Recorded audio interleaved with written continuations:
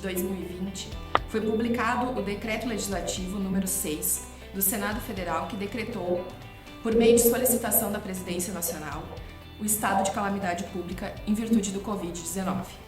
Em âmbito estadual, nós decretamos em 19 de março de 2020 o Decreto 55.128, também decretando estado de calamidade pública. As primeiras medidas trabalhistas iniciaram, então, pela medida provisória 927, que foi publicada em 22 de março de 2020. Logo após, veio uma segunda medida provisória, que foi publicada em 1º de abril de 2020. Ambas, vislumbrando a necessidade do enfrentamento do estado de calamidade pública e a manutenção do emprego e da renda. Eu me chamo Renata Costa, sou professora da Faculdade Dom Alberto, do curso de Direito, das cadeiras de Direito e Processo do Trabalho. Hoje eu estou aqui para apresentar com vocês a nossa webinar com o tema Os Direitos Previdenciários e Trabalhistas em Tempos de Pandemia. Estamos no dia 13 de junho de 2020, há quase 3 meses já das primeiras mobilizações legais sobre o tema. Primeiramente, antes de entrar no tema, vou fazer um agradecimento especial aqui aos meus colegas de faculdade, iniciando então pelo pessoal da TI, na coordenação do Diogo Félix. Um agradecimento muito especial a esses profissionais que não estão somente nos auxiliando nas webinar, mas também em todo o sistema de rede, auxiliando alunos, professores e coordenação. Provavelmente o Diogo Félix não dorme mais e se sonha com algum aluno pedindo um e-mail institucional, a coordenação pedindo para alterar algum cronograma dele, provavelmente. Um agradecimento também muito especial àqueles idealizadores dessas web, que foi o professor Diogo, da nossa coordenação de curso, o professor Diogo Durigol, e também um agradecimento muito especial ao pessoal do Núcleo de Prática Jurídica, que fica com toda a parte de incomodação dos eventos, lançamento de projeto, planilhamento, acompanhamento de temas, dos palestrantes, dos professores, que só chegam aqui no dia e encontram todo esse sistema bem montado, aguardando, para a gente poder conversar sobre os temas importantes dessa pandemia. Um agradecimento também, um bom dia aos alunos que estão online aqui, já estou enxergando ali o pessoal acenando, dando um bom dia. Bom dia para vocês, pessoal, bem como os colegas da área que estão visitando o nosso Facebook da Faculdade Dom Alberto. Queria lembrar vocês que as nossas rematrículas estão abertas e também a inscrição para o vestibular, tá ok? Então, um grande beijo, espero que essa manhã seja muito produtiva para todos nós.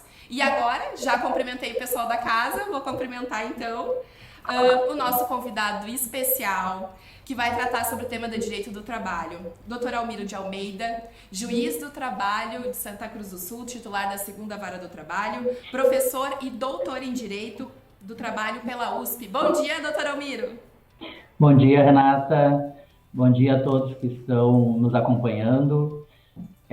Muito obrigado pelo convite, estou muito feliz de estar aqui com todos vocês.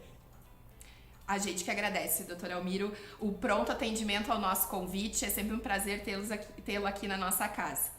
A gente, na verdade, eu fiz, que nem eu falei pro doutor Almiro, eu quero ficar só de coadjuvante, eu quero só passar atrás, assim, do roteiro, porque ele já encaminhou todo um roteiro preparado, encaminhamos, que foi validado, inclusive nós conversamos sobre ele, mas o doutor já estava pronto, para que a gente pudesse ter essa discussão sobre os temas trabalhistas. Nós vamos então discutir basicamente, que nem eu comentei antes na introdução, 2 MPs, que é a medida provisória 927 e a medida provisória 936, ambas na nossa área de direito do trabalho. Professor Almiro, vamos conversar então pelo artigo 2º da 927? Pode ser, podemos sim. Então, o artigo 2º, ele deu uma revolução, que nem o professor colocou o comentário aqui no nosso roteiro, revolução total do direito do trabalho. Por que, professor, essa revolução? Bom, vamos dar uma olhadinha no que diz o artigo 2º, A MP 927, de 22 de março de 2020, então o artigo 2º vai dizer assim: durante o estado de calamidade pública, a que se refere o artigo 1º dessa MP, empregado e empregador poderão celebrar acordo individual escrito a fim de garantir a permanência do vínculo de emprego. E agora que vem a parte mais drástica, revolucionária e destruidora, eu até diria. Então, esse acordo individual do trabalhador com o empregador terá preponderância sobre todos os demais instrumentos normativos. Leis, acordos coletivos, convenções coletivas. Então, o acordo individual de trabalho vai prevalecer sobre toda e qualquer lei, sobre toda e qualquer negociação coletiva que as categorias tenham feito, respeitados apenas os limites estabelecidos na Constituição. Então, Renata, e o pessoal que está nos vendo e nos ouvindo aqui, a minha impressão é que se a gente levar ao pé da letra esse artigo, não precisa mais nada. Não precisaria mais nenhuma outra MP, não precisaria mais nenhum artigo além desse segundo. Porque o que esse artigo segundo acaba fazendo com o direito do trabalho? Ele acaba dizendo que o que vale no direito do trabalho é a Constituição, e tirando a Constituição, qualquer coisa que empregado e empregador negociar. Né? Esse acordo individual entre o empregado e o empregador vai prevalecer sobre qualquer lei, sobre qualquer norma coletiva. Quer dizer, isso aqui é uma coisa assim, chega a ser mais... confere uma tal autonomia às partes que acaba, inclusive, sendo... prevalece sobre o direito civil. Veja, no direito civil a gente pressupõe a igualdade entre as partes. Né? O direito civil ele é regido pelo pressuposto da igualdade entre as partes. No direito do trabalho, o que se pressupõe é que o empregado esteja subordinado ao empregador. Né? Inclusive, é conceitual, né? Apenas é empregado quem for subordinado a um empregador. Se o trabalhador não for subordinado, ele não é empregado. Então, num ramo do direito, onde eu pressuponho, para que o sujeito esteja enquadrado nesse ramo, que haja uma subordinação, ou seja, uma ascensão de uma das partes sobre a outra, eu deixar essas partes livres para negociar plenamente, tá? Sem nenhuma norma regulamentadora a não ser a Constituição, isso acaba... De certa forma, esse artigo, se a gente for interpretá-lo literalmente, ele acaba com o direito do trabalho. Ele acaba com o direito do trabalho. Tá? E aí nós vamos ter que nos socorrer, sei lá, do direito civil, porque no direito civil, de novo, onde eu pressuponho a igualdade das partes, ainda há uma série de normas que resguardam as partes. Mesmo no direito civil, as partes não podem negociar livremente. O Código Civil é cheio de regra que resguarda a vontade das partes. O que esse artigo 2º está fazendo é simplesmente eliminando qualquer norma, qualquer lei que as partes venham a dispor o contrário. Não sei, Renato, o que tu acha? Qual é a tua leitura que tu faz desse artigo 2º aqui? Professor, concordo com o senhor, né, nos termos que foram colocados ali, e o que existe sempre essa preponderância, onde a legislação tem uma abertura tão grande, que nem os senhores estavam comentando ali, a legislação tem uma abertura tão grande, a ponto de retirar a questão principiológica do empregado hipossuficiente. Essa questão ela nos preocupa a tal ponto e nos reflete que isso amanhã ou depois pode estar, que nem a gente brinca, respingando no Poder Judiciário, ou seja, lá na vara do trabalho, onde se freia os acordos, enfim, ou qualquer outra questão de direito do trabalho que teve influência em reduzir ou suprimir direitos dos trabalhadores. Esse artigo 2º, ele faz uma desestruturação do que seria a nossa famosa pirâmide de Kelsen, né? Que nem eu sempre comento com os meus alunos. Então, enquanto eu estruturei toda uma Constituição, leis ordinárias e depois as questões normativas, bom, aí então eu coloco mais um acordo individual e tiro todo o caráter que o empregado tem de ter aquela proteção, inclusive coletiva, no que tange aos acordos, e estamos abrindo um precedente que provavelmente, se chegar a entrar dentro do Poder Judiciário qualquer questão, vai caber então ao Poder Judiciário frear ou inibir esse tipo de abuso, se houver abusos de direito, né, doutor?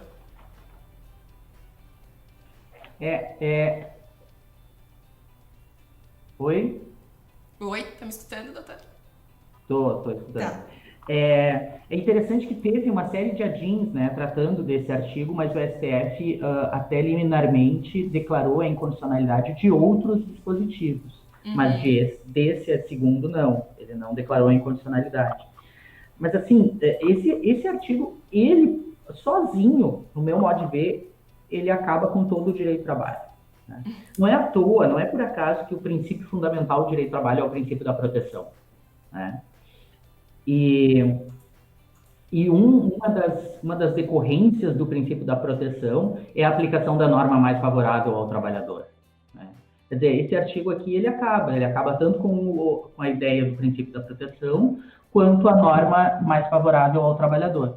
Né? Mesmo se for prejudicial ao trabalhador, mesmo se houver uma lei mais benéfica, uma norma coletiva mais benéfica, o acordo vai prevalecer. Né? E o que gera uma certa apreensão é que esse artigo 2º fala da questão do acordo individual, né? E, por exemplo, passando ali para o nosso próximo artigo da discussão, que é o artigo 4º, né, que fala sobre a questão do regime de teletrabalho, algum dos outros artigos, alguma das outras possibilidades legais que foram dadas, né, para combater a questão do enfrentamento da pandemia, nem mesmo refere que precisa de um acordo individual.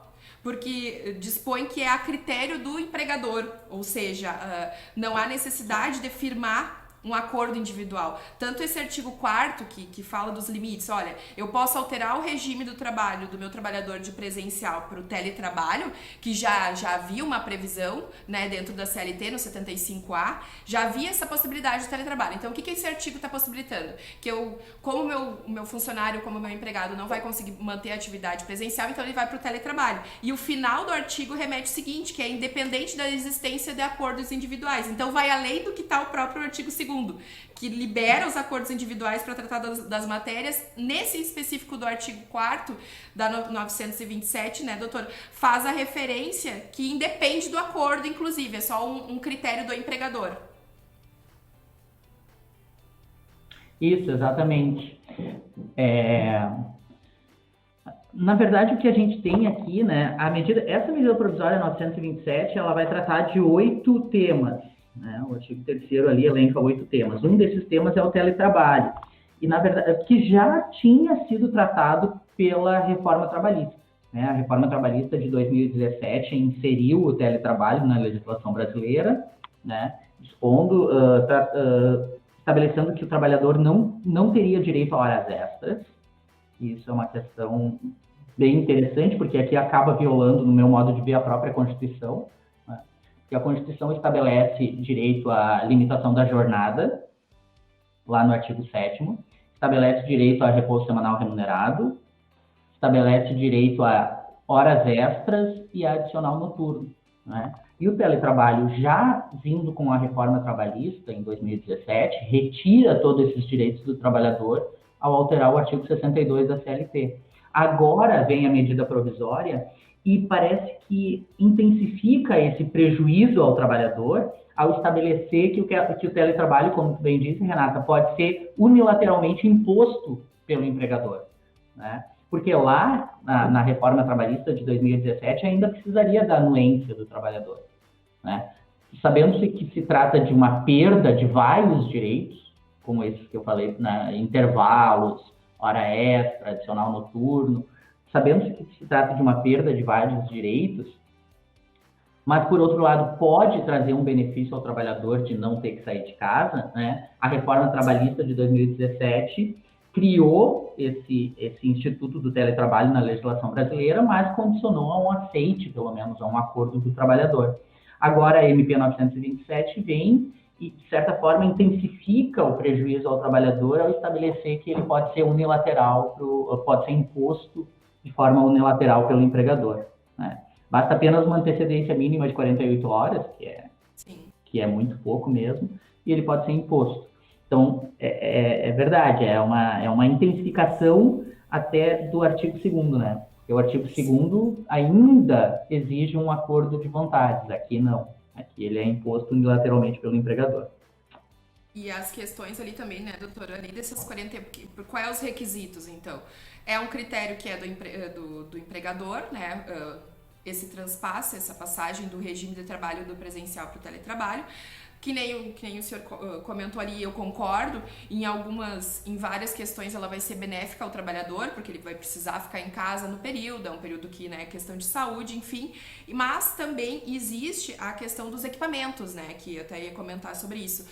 Quando o trabalhador está nesse regime de teletrabalho, os equipamentos, enfim, a estrutura, quem fornece é o empregador. E o senhor comentou ali, o 62 da CLT, pelo que, né, como fazendo uma pequena lembrança, ele é um artigo que ele diz que a jornada não é possível de controle, ou seja, não é possível de anotação dessa jornada de trabalho. Então, se eu não tenho anotação, eu não vou gerar as horas extras, né? Enfim. Então, esse do teletrabalho era uma questão que já se... Quando iniciou, então, a questão quando foi decretada a calamidade pública, já se imaginou que muitos empregos, os que poderiam se encaixar dentro desse sistema de teletrabalho, iria ser uma das primeiras vertentes, né, da possibilidade. Falhou um pouquinho teu som aqui, eu não ouvi o final da tua fala só.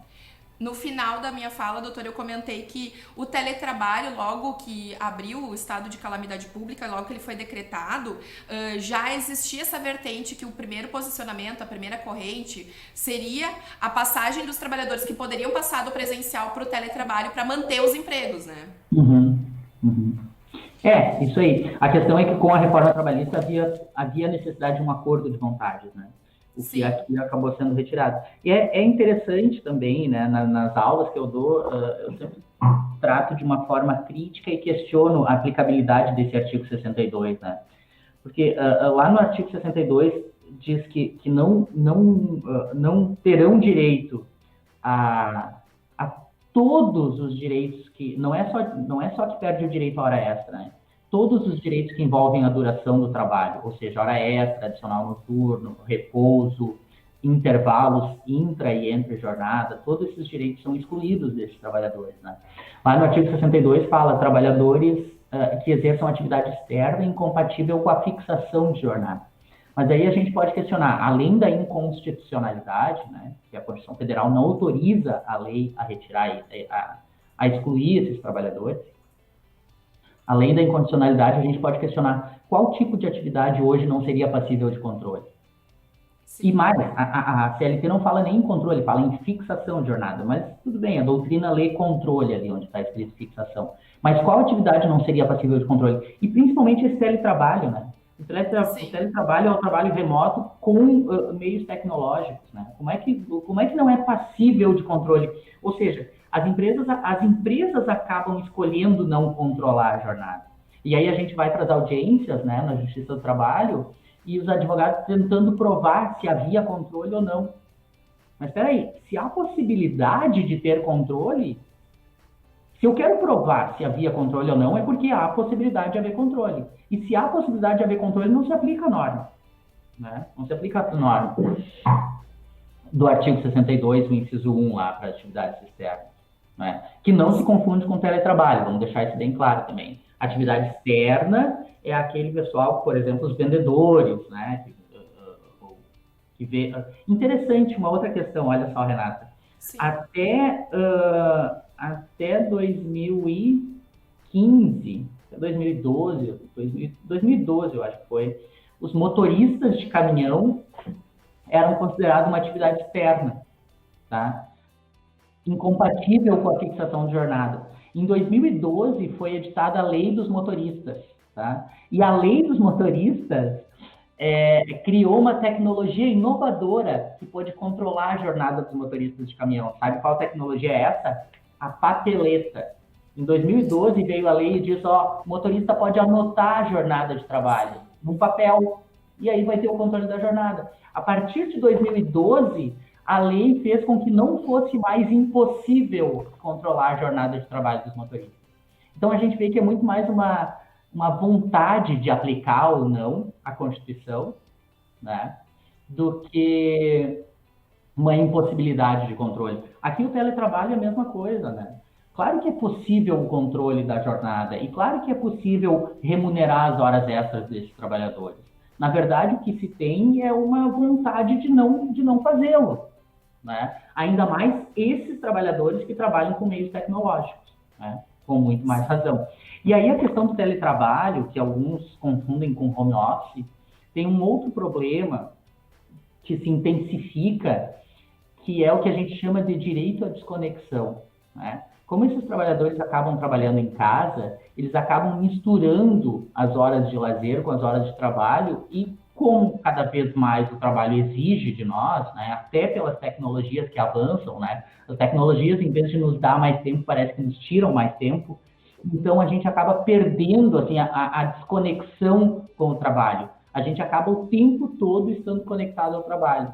O teletrabalho é emblemático nessa intensificação do direito à desconexão, né? Que é eu conseguir me desconectar realmente do trabalho e ter tempo de lazer. Vejam que até o ambiente físico acaba se misturando no teletrabalho, né? Tu acaba ficando... Te cortou. Meu áudio dele, não tô escutando ele. Oi, ouviu o final? Oi. Não, cortou um pouquinho, doutor. Pois é, o que eu disse no final é que com o teletrabalho, né, até o Sim. ambiente físico e as horas de lazer e de trabalho acabam se misturando, que Acabam...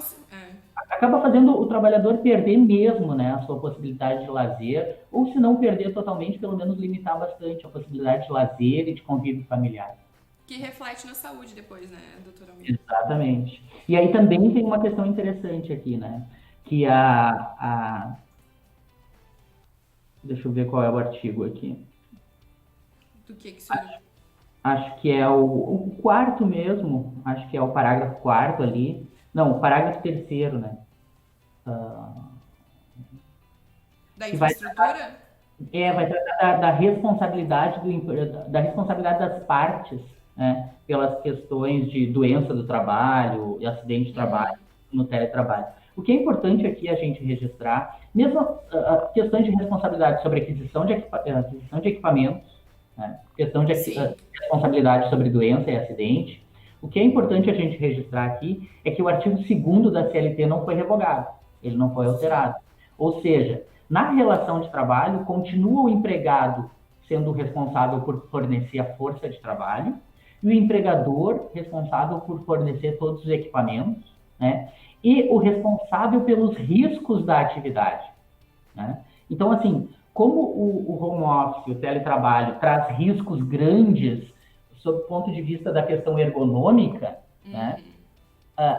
Independente do que haja nesse termo de responsabilidade que as partes assinarem, em função do artigo 2º da CLT e dos próprios princípios do direito do trabalho, quem deve arcar com essa responsabilidade é o empregador, né? Então, de certa forma, como o trabalhador não está mais sob a vista do empregador, sob o controle direto do empregador, aumenta a responsabilidade do empregador sobre eventual doença, eventual acidente que o trabalhador sofre. Veja, olha só, Renata, olha que interessante, porque, como eu acabei de dizer, né, se perde o direito à desconexão, se perde os limites entre o que é trabalho e o que é lazer. Eu estou o tempo todo em casa, potencialmente trabalhando e potencialmente não trabalhando. E se eu sofro um acidente, se eu caio da escada em casa? Isso agora é acidente de trabalho. Sim. Se eu estou em teletrabalho e não há controle, né, porque o legislador fez questão de que não houvesse controle, justamente para não pagar hora extra, não pagar adicional noturno. Se não há controle, não tem como demonstrar se eu estou trabalhando ou não. Então eu vou ter que presumir que é um acidente de trabalho, é o meu ambiente de trabalho, a minha casa. Tudo que acontecer dentro da casa, né, doutor? Tudo que acontecer dentro da casa agora é acidente de trabalho. Sim. Já que não há mais limites, né, aquele é o meu ambiente de trabalho. Qualquer acidente, qualquer doença que eu sofra, agora é acidente de trabalho, é doença do trabalho. Sim, eu concordo, doutor. E nós temos... Deixa eu não sei se você cortou. Oi, tá me escutando? Sim, estou escutando bem. Tá. Nós temos também, doutor Almiro, o artigo 6º da 927, que ele faz a referência sobre a possibilidade também que o empregador, né, tem de informar o empregado sobre uma antecipação das férias, estando o empregado, né, em período aquisitivo ou não. Né? Também nessa informação, eu informo 48 horas antes e posso ou, né, conceder as férias ou antecipá-las, né, mesmo que não haja o período aquisitivo, né, o 6º. É, uh, é interessante, né? Porque antes, eu até tenho um número aqui, lá em 6 de fevereiro ainda, foi editada uma lei, tá? A Lei 13.979, 6 de fevereiro de 2020. Tá? Foi, eu acho, a primeira medida a tratar dessa questão do coronavírus. Tá? E essa lei, lá no artigo 3º, dizia que qualquer falta ao serviço decorrente do coronavírus, tá? Se vocês quiserem aí dar uma consultada, é a Lei 13.979, de fevereiro de 2020. Essa lei dizia que qualquer falta ao trabalho decorrente do coronavírus seria considerada uma ausência justificada por questão de saúde. Sim. Um atestado médico que o trabalhador Qualquer coloca. outro, né? E agora, essa medida provisória, então, acaba utilizando esse período como férias, que na verdade não é, né? Essa medida provisória acaba atacando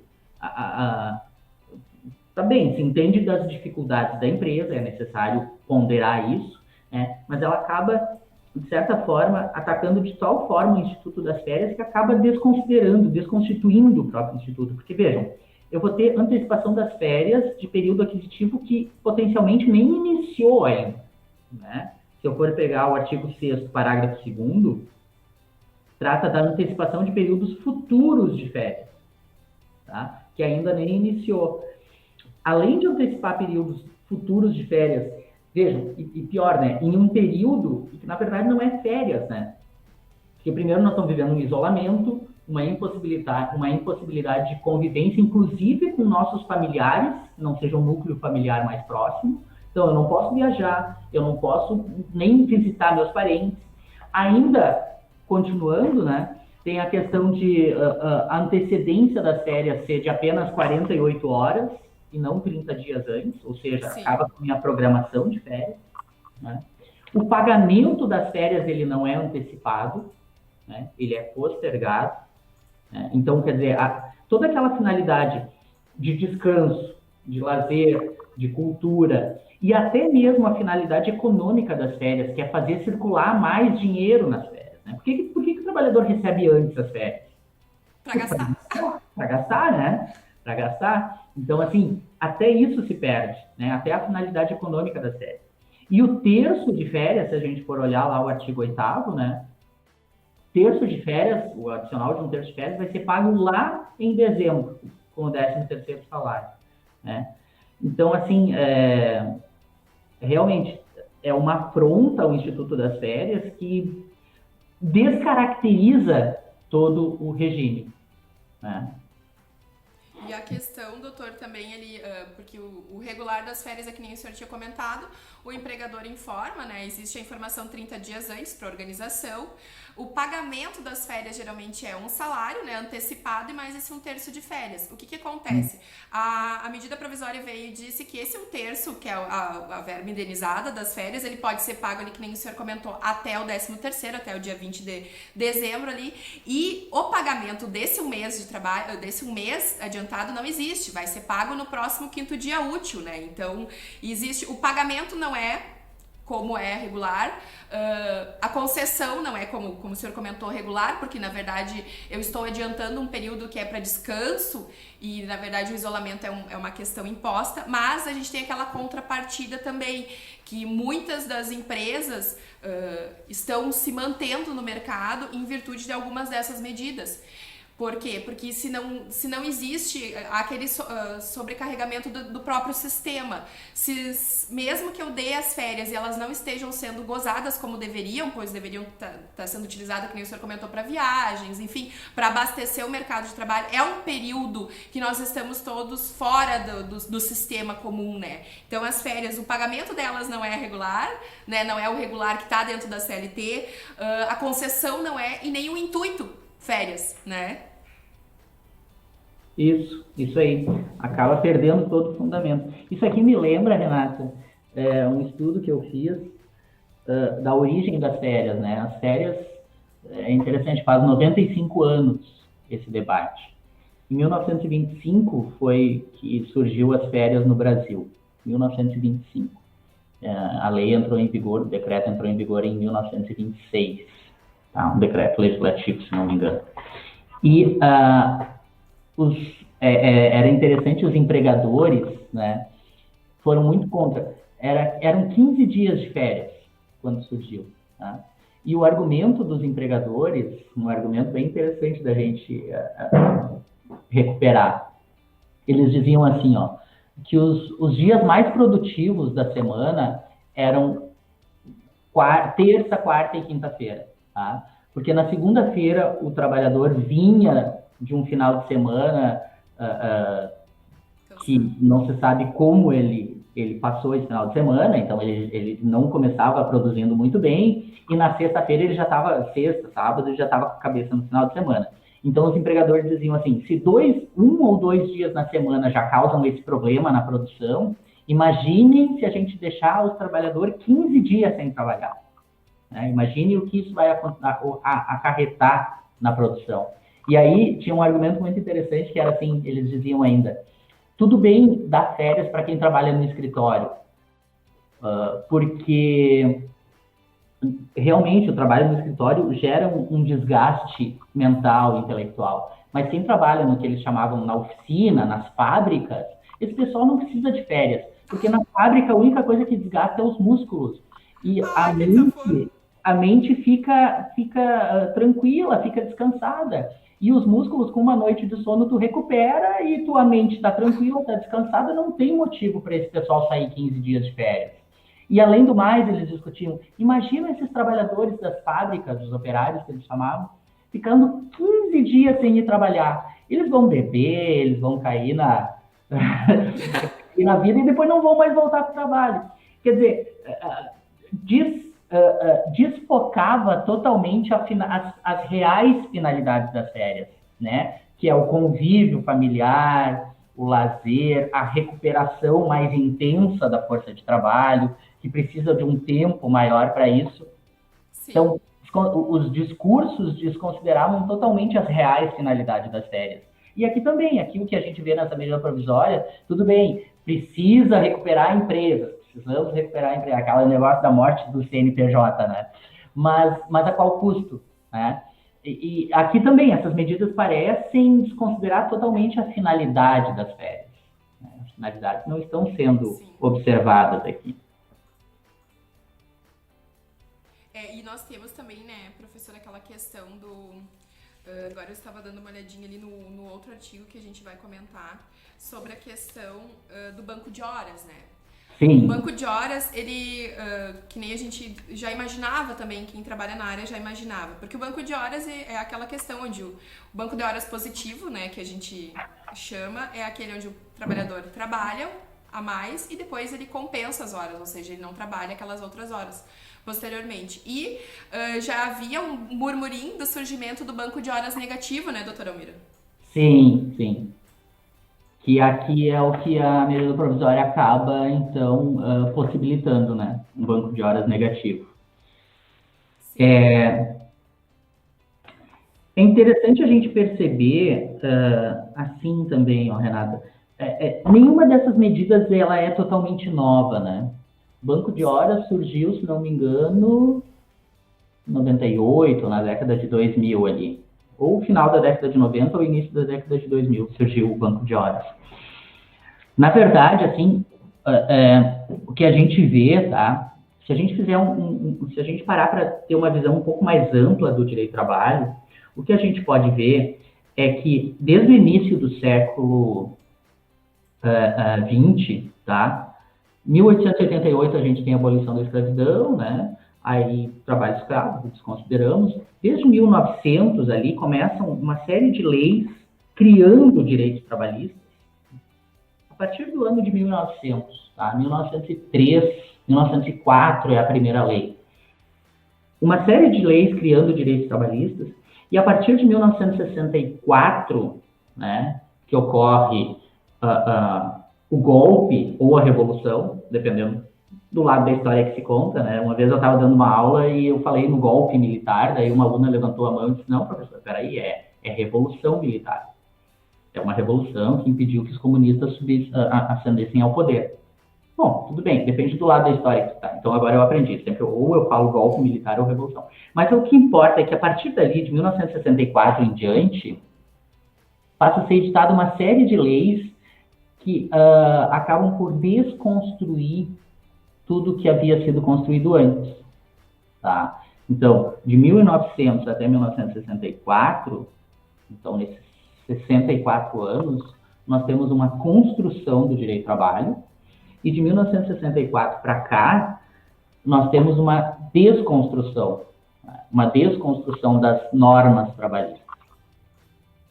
Com maior intensividade ou menor intensividade, mas o que a gente pode ver é que aqui nesse momento de pandemia, está havendo uma intensificação disso. Né? A reforma trabalhista já foi um bom ou mal, dependendo da perspectiva, exemplo disso, né? E aqui, nesse momento de pandemia, nós estamos tendo uma intensificação disso.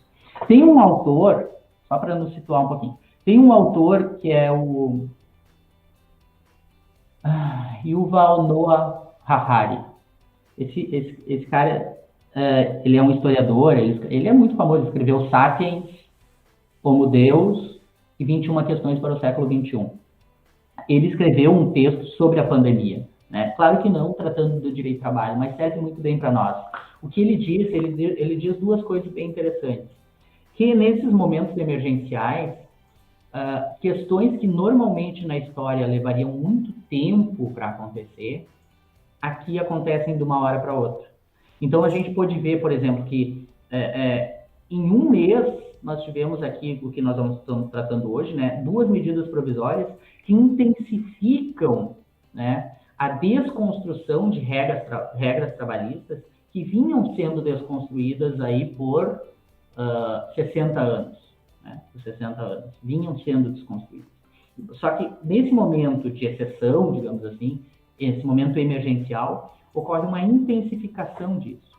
Então, tudo que a gente falou até agora e o que a gente vai falar depois, a gente consegue ver, tá? Por exemplo, o teletrabalho, né? A questão da antecipação das férias, a questão do banco de horas, depois a questão da suspensão do contrato de trabalho, a questão da redução da jornada, são todas questões que vinham sendo tratadas historicamente, mas aqui nesse momento emergencial são intensificadas.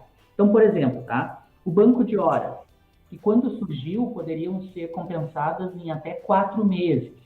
Tá? Depois foi para até 1 ano. Agora, nesse momento emergencial, passa-se a 18 meses. Sim. Um banco de horas com uma possibilidade de 18 meses. Então, o que a gente vê é uma intensificação de algo que já vinha sendo construído ou desconstruído em anos pretéritos. Né? Então, o que a medida provisória faz aqui? Na verdade, não faz nada de novo. Tá? O que a medida provisória faz é uma intensificação do já existente. Tá? O banco de horas que eu podia compensar com 12, agora é com 18 meses. E qual é o problema disso, Renato? O problema disso é o seguinte. Em primeiro lugar, tá? Em primeiro lugar, o banco de horas acaba com o direito constitucional às horas extras. Tá? Porque se eu trabalhar uma hora extraordinária, em vez de eu receber a hora extraordinária com um adicional de 50%, como deveria ser, né, eu vou compensar com uma hora normal. Né? Então, ele acaba com o adicional. Eu compenso uma hora que é extraordinária com uma hora normal de trabalho. Né? E aí é interessante também a gente pensar o seguinte, por que hora extraordinária? Por que um adicional de hora extra? Né? Pelo cansaço, né, doutor? Oi? Desculpa. Pelo cansaço do trabalhador, pelo desgaste, né? Enfim. Exatamente. Por que existem todos os adicionais, né? Se a gente parar para pensar no direito do trabalho, existem 5 adicionais. Todos eles é porque existe um adicional de trabalho. Um adicional de trabalho. Se a gente for pensar a origem etimológica da palavra trabalho, é tripalium, né? Tortura. Trabalho é tortura, né? Então, assim, em todos esses adicionais, existe um adicional de tripalium. Existe um adicional de tortura. Trabalhar 9, 12 horas por dia é muito mais torturante do que trabalhar 8 horas. Trabalhar à noite é mais torturante do que trabalhar de dia.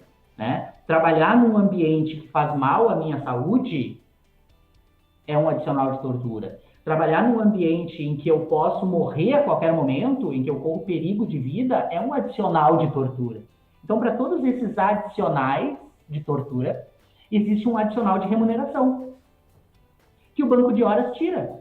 O banco de horas tira, porque ele compensa uma hora normal com uma hora simples.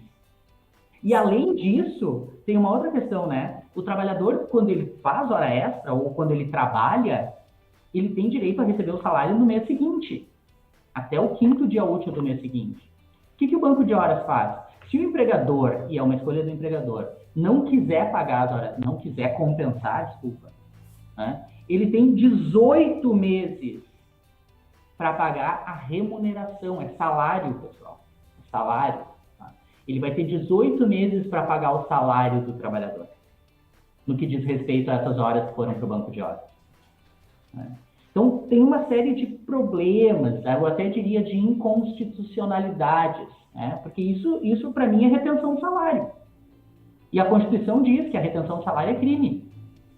Está lá na Constituição. Tá? Então, assim, eu retenho o salário do meu trabalhador por 18 meses, e nesses 18 meses eu não dou compensação. Se eu compensar, eu compenso uma hora extraordinária com uma hora normal, e se eu não der compensação, 18 meses depois eu pago o salário para o cara.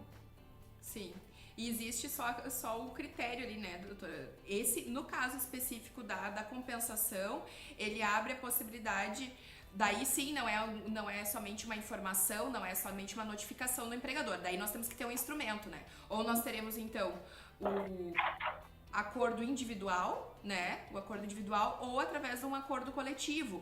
E a questão das horas, elas vão ter em si aquele limite constitucional, dando no máximo 2 horas ao dia. Então, esse banco negativo, ele é utilizado quando, em vez do empregador estar devendo horas pro empregado descansar, é onde o empregador vai cobrar as horas. Então, ele vai poder trabalhar a mais ali por ter ficado esse tempo em isolamento, vamos dizer assim.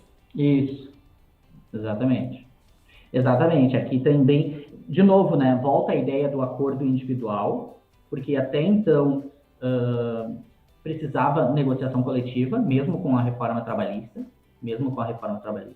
E olha que interessante isso, né? A reforma trabalhista é criada em 2017 sob um argumento, né, de enaltecer a autonomia coletiva da vontade, quer dizer, dar muito mais força aos sindicatos negociarem. Daí vem o artigo lá 611A e B da CLT, em que as negociações coletivas poderiam prevalecer, inclusive, sobre a lei, inclusive para prejudicar o trabalhador. Agora vem essas 2 medidas provisórias e praticamente escanteiam totalmente os sindicatos, né?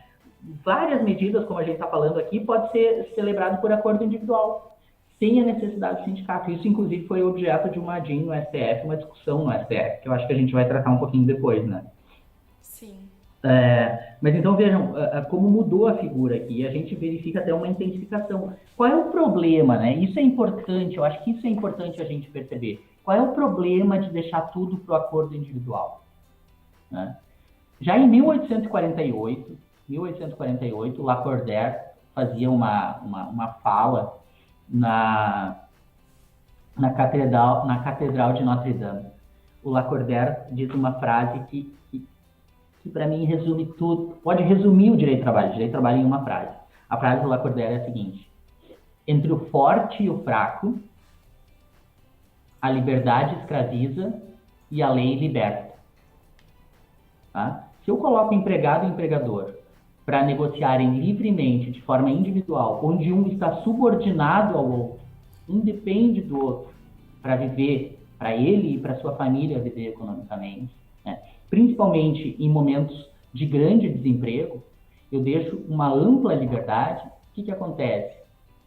A liberdade escraviza.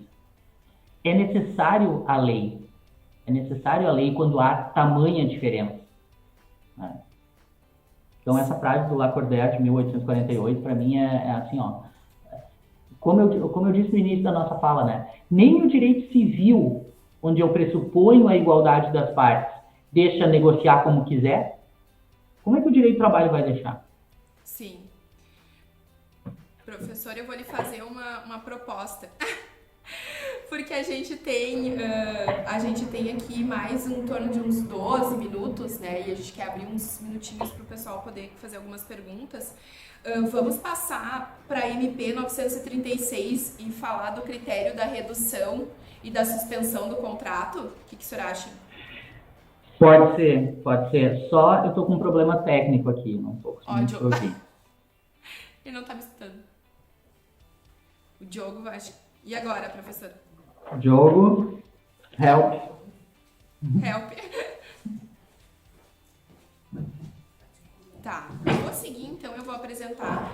Nós temos, então, que nem eu tinha comentado ali, a MP 936, e ela foi publicada em 1º de abril de 2020. Essa MP, então, ela lançou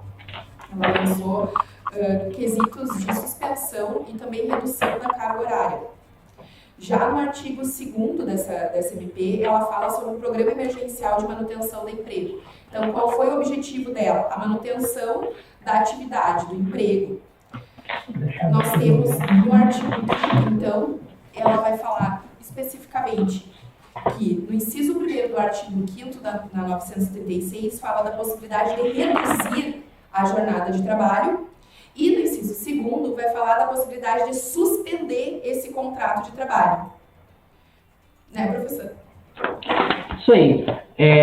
São basicamente duas medidas, né, dessa medida provisória.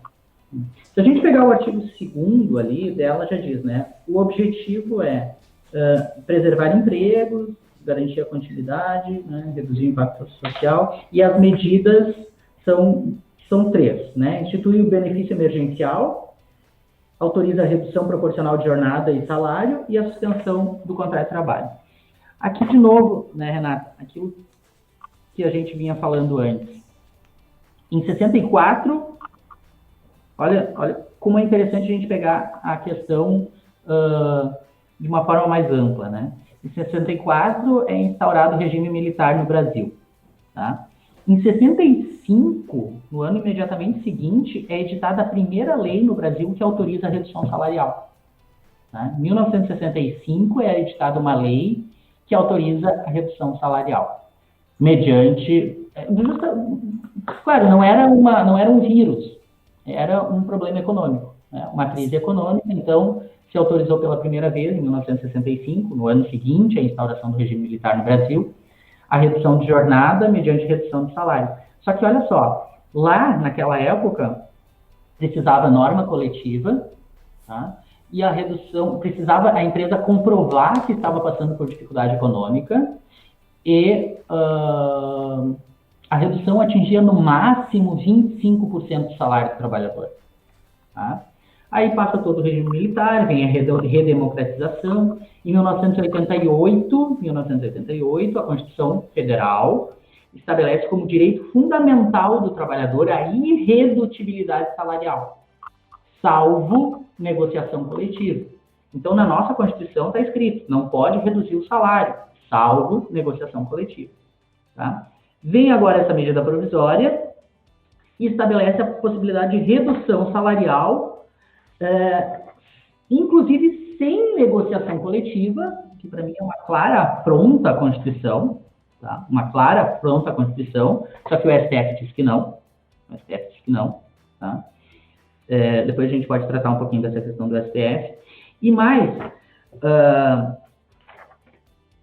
lembram, eu acabei de dizer, né, o percentual lá na época da ditadura militar, no máximo 25% podia reduzir salário. Aqui, pessoal, pode reduzir salário em patamares de 25%, 50% ou até 70%. Entende quando eu digo que é uma intensificação de algo que já vinha ocorrendo no Brasil há algum tempo? É o que o Harari disse. O que normalmente precisaria de um século para se fazer, ou de 10 anos para se fazer, precisaria 50 anos para se fazer, precisaria de um tempo muito maior em um período emergencial. Isso é condensado, isso se faz de uma forma muito rápida. Tá? Então, né, indo lá para o artigo 7º dessa medida, tá? Artigo 7º da MP 936. que trata da redução salarial. Essa redução salarial, então, pode ser por acordo coletivo ou por acordo individual. Ela vai poder durar até 90 dias. E os percentuais, isso que me chama muito a atenção, tá? Os percentuais podem ser de 25%, 50% ou até 70% do salário do trabalhador. Então, é possível que haja uma redução salarial de 70%. Imagina você aí que está nos ouvindo, reduzir 70% do seu salário.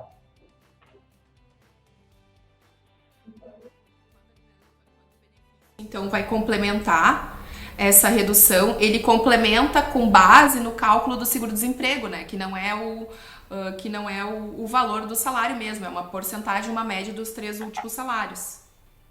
Isso é importante a gente colocar. Então, assim, se reduz a jornada e o salário nesses percentuais que eu coloquei, tá? E proporcional à redução, o Estado vai auxiliar, tá? Só que o valor que o Estado auxilia, através do benefício emergencial de preservação do emprego e renda, o valor que o Estado vai auxiliar não é o valor do salário que está sendo reduzido. Isso é importante que se diga. A base de cálculo é o seguro-desemprego. E não é nem o valor do seguro-desemprego. Tá? Primeiro, que o trabalhador, o valor do seguro-desemprego do trabalhador, ele já é menor, normalmente, ele é menor do que o salário do trabalhador. Tá? O seguro-desemprego é menor do que o salário. Esse benefício emergencial aqui, ele ainda vai ser menor do que o seguro-desemprego. Tá? Ele é calculado sobre o seguro-desemprego, mas ele é menor. Bem. Tanto a redução como a suspensão, ela não vai garantir ao trabalhador o mesmo potencial financeiro. Já vai haver essa redução, mesmo sendo redução ou sendo a suspensão do contrato que está ali no artigo 8º, né, professor? Isso aí. Nós temos também, professor Almiro... O artigo 8º trata da suspensão. Sim, o 8º, né? O 8º trata da suspensão. E daí a redução ali, nós temos uma limitação de redução de no máximo por 90 dias, da redução dessa carga horária, e uma redução de 60 dias por caso de suspensão, podendo ser fracionado em 2 períodos. O que eu queria comentar com o senhor, já que nós estamos aqui quase estourando o nosso tempinho, que eu gostaria que o senhor fizesse as considerações finais, as perspectivas que nós temos sobre essa questão, é que provavelmente nós teremos alguma outra medida. O que o senhor acha, professor? Pois é. Assim, 2 coisas pontuais, tá? Pra gente já se encaminhar para o final. A primeira coisa é que essa medida provisória 936, tá? Como o próprio nome diz, ela teria a intenção de preservar o emprego e a renda, tá? Primeiro, como a gente acabou de demonstrar, ela não serve para preservar a renda. Ela autoriza a redução da renda. Segundo, é que ela também é muito modesta ao preservar o emprego. Porque, em contrapartida, a redução de salário e a suspensão do contrato, existiria uma garantia de emprego. Só que se a gente for ver lá no artigo 10, essa garantia de emprego, na verdade, não garante nada. Porque o empregador pode despedir, inclusive sem justa causa, o trabalhador. Tá? A única consequência é que ele vai ter que pagar um salário, e não vai ser nem uma indenização, que não vai ser nem a indenização dos salários que ele teria direito no período da garantia, né? Uma indenização menor, tá? Então, assim, no meu modo de ver, preservação da renda não é, porque ela autoriza a redução da renda. E a preservação do emprego é muito frágil, porque, na verdade, ela permite, inclusive, a despedida sem justa causa, com uma indenização menor do que seria uma indenização nos moldes que a gente conhece, né, de garantia de emprego. E assim, perspectivas para o futuro, tá? A gente nunca dá para saber, né? Não tem como saber o que vai ocorrer no futuro. Assim, a minha esperança é que isso passe logo, né? Que isso passe logo, que a gente consiga retomar nossas atividades normais. Me parece assim que o mundo realmente não vai ser mais o mesmo, depois dessa pandemia. Nós vamos mudar a nossa forma de viver de várias formas, tá? Mas assim, o que mais eu acho que a gente deve prestar atenção, prestar atenção é numa outra coisa que também esse mesmo autor, tá? O Harari, que é o lado Sapiens, do Homo Deus, escreve nesse artigo que eu fiz referência antes, né? Primeiro é que assim, as alterações são muito rápidas, tá? E o segundo ponto que ele trata, que eu acho que a gente deve prestar muita atenção, é que há uma tendência, e a história já mostrou isso, e por isso a importância de estudar a história, há uma tendência de que a emergência acabe, ou seja, o coronavírus acabe, a gente descobre uma vacina, consiga passar por isso, há uma tendência de que a emergência acabe, mas as medidas tomadas se perpetuem no tempo. Tá? E isso nós temos que ficar muito atentos, porque é como se fosse uma fissura numa represa, né? Depois que já abre essa fissura, é muito difícil de fechar. Tá? Então, nós temos que tomar muito cuidado para que, quando acabe esse período de emergência, esse período de pandemia, essas medidas que foram claramente para reduzir direitos trabalhistas, para que elas não se perpetuem. Eu acho que esse é o cuidado que a gente tem que ter. Nós, como agentes do direito, os trabalhadores em geral e principalmente as entidades sindicais. Professora, acredito que para o nosso tema, nós poderíamos inclusive usar o horário da Prof. Ju e da doutora Jane. A gente não esgota a via, né? E fica aqui o meu convite para que, se possível, em outras oportunidades a gente reforce e faça um segundo momento do direito do trabalho com relação à pandemia. Eu lhe agradeço imensamente o aceite ao convite, sempre muito disposto a debater os temas e preocupado não só com a prática do direito do trabalho, com exercer atividade na jurisdição, mas também com os estudantes e com o mundo acadêmico. Então eu lhe desejo um ótimo final de semana, e a Faculdade Dom Alberto, a coordenação de curso, agradece a sua participação no nosso evento, doutor. Tá bem, Renata. Muito obrigado, tá? Foi uma conversa muito boa, eu gostei bastante, espero que o pessoal tenha gostado. E, mais uma vez, eu agradeço à Faculdade Dom Alberto pelo convite e sigo sempre à disposição. Um abraço, bom final de semana a todos. Muito obrigada, um abraço. Nós retornamos aqui, então, pessoal, com agora parte do direito previdenciário. A nossa convidada especial para tratar do tema é a doutora Jane Berwanger, advogada e doutora em Direito Previdenciário. Quem vai nos conduzir, a doutora Jane, é a nossa colega prof. Juliana Fraga, mestre e doutora em Direito e professora aqui da Faculdade Dom Alberto. Bom dia, Ju! Bom dia a todos, né, todos os nossos alunos, pessoal de fora que está nos assistindo. Bom dia, professora Jane, é um prazer tê-la conosco. Bom dia a todos. Mesmo que em tempos assim de pandemia, que nós não podemos estar juntos debatendo esses temas tão importantes, mas é um prazer tê-la conosco, mesmo que sua presença virtual, e ouvi-la, né, falar sobre os temas de direito previdenciário que nos são tão importantes e são tão caros. Muito obrigada pela sua presença, pela disponibilidade, né, em estar conosco. Bom, hoje vamos falar um pouquinho, a professora Jane vai trabalhar sobre o direito previdenciário em tempos de Covid, então ela vai trazer para a gente, vai nos premiar, né, com essa fala dela sobre as questões da reforma previdenciária e posteriormente falando um pouquinho sobre o auxílio emergencial, né, como está sendo trabalhada essas questões de direito previdenciário frente ao Covid-19.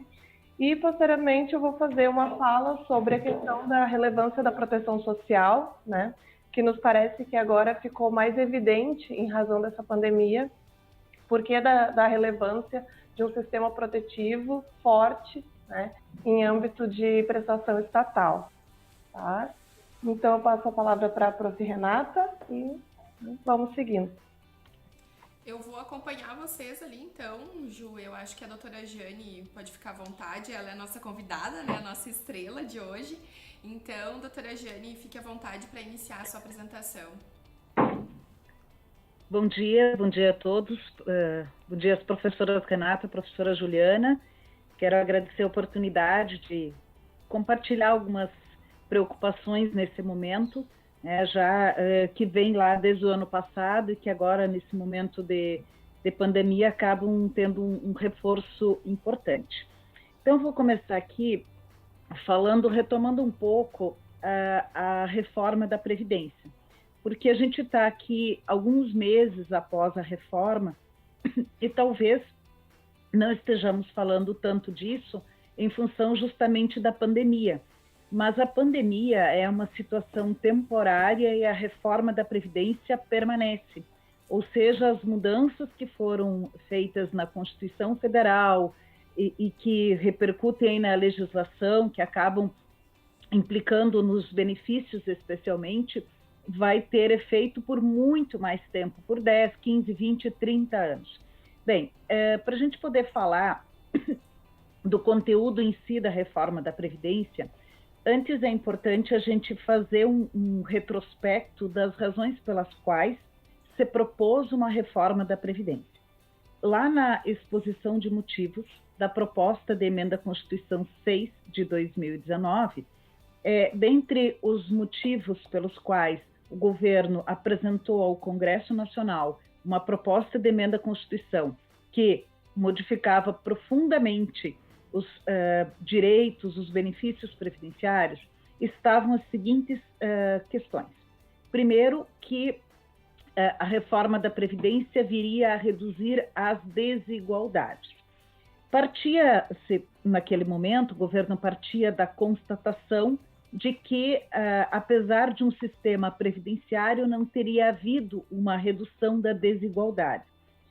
Que, apesar desses benefícios, havia ainda uma desigualdade social muito grande no Brasil. Então, a Previdência não teria cumprido o papel de redução da desigualdade. Embora não se cogitou ali de saber se, caso não houvesse a proteção previdenciária, essa desigualdade não seria ainda maior. Estou falando, reproduzindo aqui aquelas afirmações que se fazia lá na exposição de motivos da PEC. Outro aspecto, e talvez o mais relevante, foi a necessidade de um ajuste fiscal. O que é o ajuste fiscal? É equilibrar as contas públicas de modo que não se gaste mais do que se arrecada. E se colocou aí nas costas da Previdência Social um enorme peso relacionado ao orçamento da União. Porém, dois aspectos também deixaram de ser levados já nesse momento inicial, sendo um deles que a Previdência Social arrecada, ela não é apenas despesa, e segundo, que se fez uma avaliação dizendo que a Previdência Social era responsável por um percentual quase chegando à metade do custo do Estado, mas não se incluiu nessa análise, simplesmente se ignorou o que a Previdência, o que o governo gasta com dívida pública. Então, fazendo sempre recortes convenientes aí na abordagem. O terceiro motivo foi a alegação de que a reforma viria a reduzir privilégios. E dois pontos chamam a atenção nesse aspecto. Um deles é que, dentre os mais privilegiados, em termos de benefícios, de relação custo-benefício, relação de contribuições versus gastos com o setor, estão os militares das Forças Armadas, que tiveram uma reforminha muito pequena. A contribuição das Forças Armadas para a reforma, num período de 10 anos, foi de 10 bilhões de reais, enquanto a contribuição da iniciativa privada dos trabalhadores em geral foi de 880 bilhões de reais. E quando o governo falava ali na proposta de emenda à Constituição, ele dizia que privilegiado é quem pode se aposentar por tempo de contribuição e que ganha em média R$ 2.200. Então esse era o privilegiado do governo. Dizia ainda que a reforma deveria solucionar o problema da economia e promover o desenvolvimento.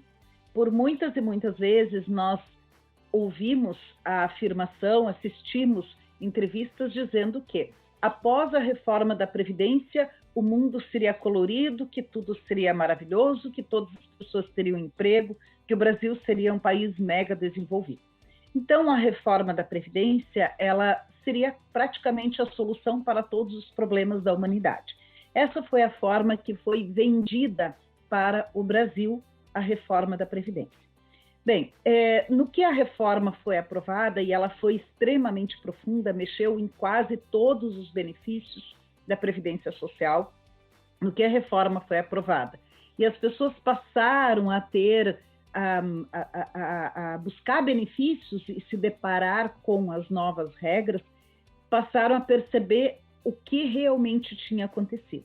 Quero dizer que, no curso da reforma, até pela sua complexidade, pela sua profundidade, pelo seu alcance, a população em geral não conseguiu acompanhar. As pessoas não sabiam o que exatamente tinha sido aprovado. E aí eu quero trazer alguns exemplos do resultado trazido a partir da reforma da Previdência. Primeiro deles, aposentadoria por idade. Um homem com 65 anos de idade e 15 anos de contribuição, com uma média contributiva de R$2.000, antes da reforma, ele teria direito a um benefício de R$1.700. Após a reforma, um benefício de R$1.200. Aqui quero chamar a atenção para o fato de que a reforma, ela não só distanciou as pessoas do benefício, como também reduziu o valor das prestações. E eu trago esse exemplo aqui porque é uma situação que as pessoas não se deram conta, não acompanharam a evolução da discussão, no sentido de que a reforma ela traria redução muito grande no valor dos benefícios. Segundo exemplo, homem com 60 anos de idade, 15 anos de contribuição, aposentadoria por invalidez. Média contributiva de R$3.000. Antes da reforma, ele teria direito a um benefício de R$3.000. Depois da reforma, em regra, um benefício de R$1.800. Então, uma redução muito significativa também no valor do benefício. Na pensão por morte, foi onde o impacto da redução do valor do benefício foi muito maior. Então, trago aqui um exemplo. Homem falecido com 50 anos de idade, 15 anos de contribuição, tendo deixado apenas como dependente a viúva. Média contributiva de R$4.000. Antes da reforma, o benefício a essa viúva seria de R$4.000. Depois da reforma, em regra, eu digo em regra porque praticamente todas as situações comportam alguma exceção. Em regra, esse benefício será de R$1.440. Vejam que houve uma redução muito, muito significativa no valor dos benefícios. Outra situação que nesse tempo de pandemia chama muito atenção, e eu coloco essa imagem justamente para trazer a dimensão disso, que é a situação dos profissionais expostos a agentes nocivos. Antes da reforma, uma enfermeira com 50 anos de idade, 25 anos de atividade especial, teria direito à aposentadoria e se ela tivesse uma média contributiva de R$4.000, o benefício dela seria R$4.000. Depois da reforma, vejam, ela teria que trabalhar 6 anos a mais, exposta a agentes nocivos, e o valor do benefício dela seria menor. Então, é nesse momento em que a gente sabe que esses profissionais estão extremamente expostos, sendo que milhares deles são contaminados pelo coronavírus, o quanto é impactante a gente saber que essas pessoas perderam muito do seu alcance, do seu benefício de aposentadoria especial. Então, nós podemos dizer que os resultados da reforma da Previdência são mais ou menos os seguintes. A reforma afetou os mais pobres, aquelas pessoas que ganhavam bem, que têm valores altos, que têm remunerações muito altas, elas não estão preocupadas com a aposentadoria. Elas não precisam da aposentadoria. Quem precisa da aposentadoria são justamente os mais pobres. As pessoas que ganham um salário mínimo, um salário e pouco, é as que mais precisam do benefício previdenciário. Nós temos uma redução da concessão de benefícios. Por quê? Porque vai demorar mais para as pessoas terem direito. Claro que nós temos regras de transição que vão ser aplicadas para algumas situações. Então, nessas regras de transição ainda as pessoas vão alcançar, mas ao longo do tempo vai se afastando a possibilidade e nós teremos a concessão de menos benefícios.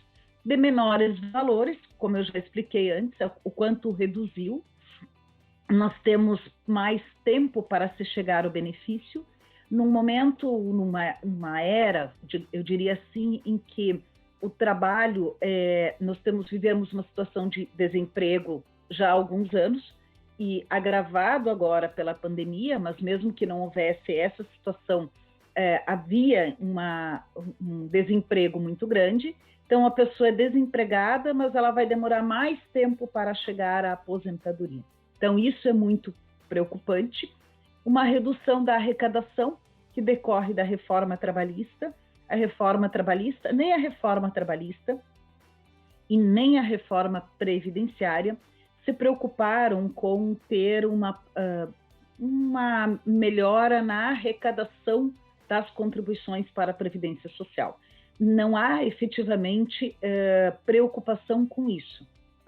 Parece que os governos, de um modo geral, não se preocupam em diminuir a arrecadação, se preocupam em diminuir benefícios, em aumentar a arrecadação, não se preocupam. Há uma maior burocracia, que aí decorre não exatamente da reforma, e sim de questões administrativas, embora a gente tenha, por um lado, os sistemas digitais da Previdência Social, Meu INSS, INSS Digital, que facilita o acesso, mas, por outro lado, essa legislação extremamente complexa, decorrente da reforma da Previdência, que já era antes mais complexa ainda decorrente da reforma da Previdência. Então, essa complexidade da legislação, aliado à dificuldade de as pessoas entenderem esses sistemas da Previdência Social. Falo em sistemas digitais. Hoje em dia, dificilmente a gente pega um extrato previdenciário, que é onde estão concentradas todas as informações sobre vínculos, remunerações da pessoa, em que não haja indicadores. Indicadores é a palavra usada para quando há algum problema, alguma crítica, alguma coisa a ser resolvida. E as pessoas, de um modo geral, até têm acesso àquele extrato, mas elas não sabem resolver esses problemas e cada vez mais coisinhas ali viram problema e distanciam a pessoa do benefício. Falo não agora mais do aspecto jurídico e sim do aspecto fático, de distanciamento real, no sentido de buscar efetivamente a concessão de um direito, o reconhecimento de um direito que ela já preencheu os requisitos. Esses sistemas digitais distanciaram as pessoas dos servidores do INSS. Então, houve uma despersonalização. Não se consegue, dificilmente se consegue falar com um servidor do INSS. Servidor do INSS, ele trabalha, e aí que mais uma vez não falo por causa da pandemia, que agravou esse distanciamento, mas já havia antes, já havia um afastamento. Então, nós percebemos o quê? Um afastamento legal, do ponto de vista jurídico, e do ponto de vista fático também, do cidadão com relação à previdência. Havendo problemas com o benefício, o segurado não consegue achar um jeito de resolver. Vou citar um exemplo. Alguns dias atrás, um senhor, aqui inclusive da região de Santa Cruz do Sul, sei porque eu tenho escritório aí na região, nos procurou e ele teve um benefício cessado de auxílio-doença. Simplesmente o sistema cessou o benefício. Ele não faz ideia por quê. Aí ele ligou para o 135, no telefone 135 disseram para ele, um robô disse para ele que o benefício estava concluído. E ele disse, mas isso eu já sei, eu quero saber por quê. E até hoje não conseguiu descobrir o que aconteceu. Então, acaba se jogando para o Poder Judiciário uma série de situações que não seria necessário, que não seriam necessárias de serem levadas ao Poder Judiciário. E a gente percebe uma judicialização maior, e ao longo dos últimos anos, desde que me conheço por gente aí no mundo previdenciário, eu sempre ouço assim, queremos reduzir a judicialização. E ela só aumenta e só aumenta. Ela aumenta por quê? De um lado, pelas regras mal elaboradas, e a reforma da Previdência é também um exemplo disso, na medida em que os textos não foram muito bem colocados, não houve um refinamento final, um olhar assim, bom, vamos ver se está bem redigido isso aqui, enfim, foi bastante atropelado, muita pressa em aprovar de qualquer jeito, porque o mercado queria, porque o mercado não sei o quê, e agora o mercado não está nem aí para a reforma da Previdência. E também, então, houve um aumento em função disso e um aumento da judicialização, porque as pessoas não alcançam, não conseguem mostrar para ninguém, olha só, está aqui minha carteira, só olha aqui, está aqui o vínculo que você não viu ali, e assim por diante. De modo que nós podemos reduzir a reforma da Previdência a seguinte expressão: nós temos menos proteção e, ao mesmo tempo, portanto, menos Estado. Bem, agora eu vou falar um pouco do direito previdenciário em tempos de Covid. Com relação à burocracia, nós tivemos alguns avanços e alguns problemas ainda. O INSS ainda não abriu as portas, há uma previsão de abrir nos próximos dias, mas ainda não está 100% confirmado. Há uma promessa de colocar repartições de acrílico entre um servidor e outro, para que pudesse haver uma proteção, distanciamento, mas isso não foi confirmado ainda. Conversei com alguns servidores e eles disseram, até agora nada sabemos, né? Então, em princípio, dia 19 de junho, o INSS voltaria à atividade, mas isso não está 100% confirmado. Então, nós temos uma série de problemas que conseguem ser resolvidos por sistemas e outros não. Por exemplo, quando a pessoa tem problema de cadastro, ela tem dificuldade, cumprimento de exigências, que precisa apresentar documentos em papel no INSS, ela não consegue. Claro que esse prazo foi suspenso, né? Ela não perde o benefício, mas ao mesmo tempo ela não consegue resolver o problema dela. Quando ela tem dificuldade de saque de valores, alguma divergência, algum problema assim, entrega de documentos, o primeiro saque de benefício que ela acaba tendo que fazer ainda, muitas vezes no banco, quando tem alguma divergência de dados que implique na senha do INSS que não funciona. Com relação ao andamento judicial, então a suspensão dos prazos, ela já começa a cair essa suspensão, né? Então nós já temos uma retomada de prazos. Administrativo, então fechamento das agências, suspensão do cumprimento de exigências, cancelamento de perícias, e aqui a substituição da perícia médica por uma análise documental. Se foi apresentado o atestado médico corretamente, de acordo com o que prevê a portaria, então tem o nome do segurado, tem o CID, tem a data do afastamento, o CRM e o carimbo, assinatura do médico, desde que preenchidos todos esses requisitos, o médico perito só avaliza, ele não faz uma perícia, ele na verdade vai olhar apenas a documentação. A antecipação do 13º, que já ocorreu, das 2 parcelas, né, porque era paga até agosto e depois em dezembro, suspensão da prova devida, que tem que ser feita todos os anos, e antecipação dos benefícios em 3 meses. Uma dificuldade que a gente, como profissional, percebe é regras novas todos os dias. Eu brinco, professora Juliana, que dá medo de dormir e achar uma medida provisória embaixo do travesseiro, né? Porque todo dia é uma medida provisória nova, uma portaria, uma resolução. Então, a emenda à Constituição, ela trouxe muitas regras decorrentes, portarias, resoluções, mas também muitas coisas em função do coronavírus, em função da pandemia. Então, muitas e muitas regras que acabaram surgindo nesse meio tempo. Há uma dificuldade de situações que dependem de atendimento ao cliente, né, em função até das restrições, e eu não estou aqui absolutamente questionando as restrições, eu só estou constatando essa realidade de pessoas que estão deixando de procurar o seu direito em função da dificuldade ou do risco de se locomover, enfim.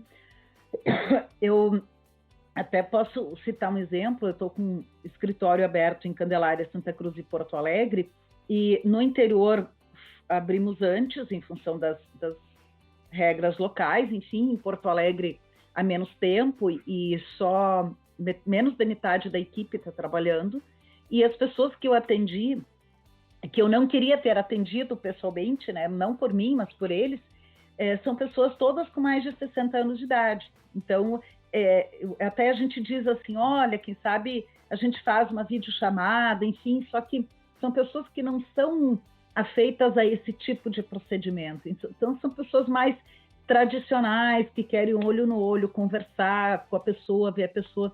Então, isso também dificulta bastante. Nós tivemos e temos intersecção com outras áreas que acabam impactando regras trabalhistas, tributárias, por exemplo, suspensão de recolhimentos, suspensão de contrato de trabalho, que acabam afetando bastante. O auxílio emergencial, que em seguida eu vou falar, um pouco mais aqui, dar uma ênfase um pouco maior, que o auxílio emergencial, ele é quase que um benefício assistencial. Ele tem um caráter de benefício assistencial, tanto que é uma modificação na lei orgânica da assistência social. E aqui nós tivemos 3 situações que foram 3 grupos de beneficiários.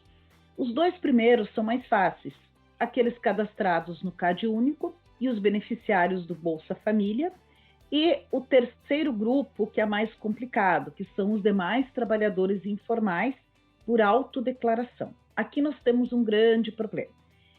Esses demais trabalhadores, nós vamos enquadrar quem? Microempreendedores individuais, contribuintes individuais, que são os autônomos, e informais. Quem são os informais? Informal é aquele que está trabalhando numa obra de construção civil sem carteira assinada, que está trabalhando ali na rua sem carteira assinada, são essas situações. E aí nós tivemos um batalhão de gente se declarando informal e não sendo informal. Quais são as consequências disso? Não sei.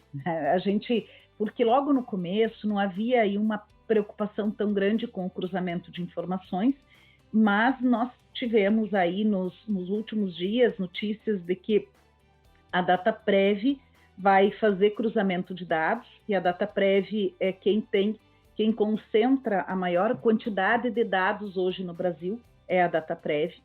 Então, nós podemos ter muitos problemas, por exemplo, com agricultores familiares que se declararam informais, que não é para eles esse auxílio emergencial, se declararam informais e poderão ter algum problema amanhã depois com o enquadramento do segurado especial.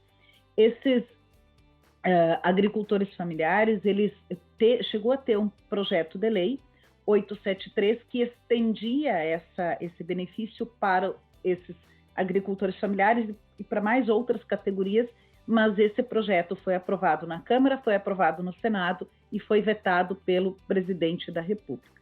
Então, algumas características desse benefício: maior de 18 anos, havia a possibilidade de inclusão das mães adolescentes menores de 18, aliás, foi incluído, sem emprego formal ativo ou renda nos últimos 3 meses, não recebendo o benefício do INSS.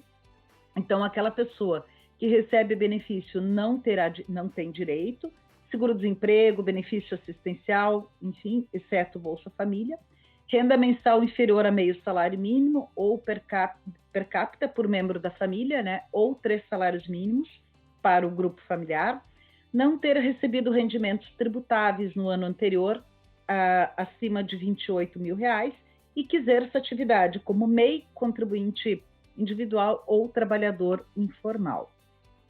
O valor de R$600 ou R$1.200 em caso de família monoparental, mulher sem cônjuge ou companheiro que tenha filhos, né, e com possibilidade de ampliação se o veto do PL 873 for derrubado.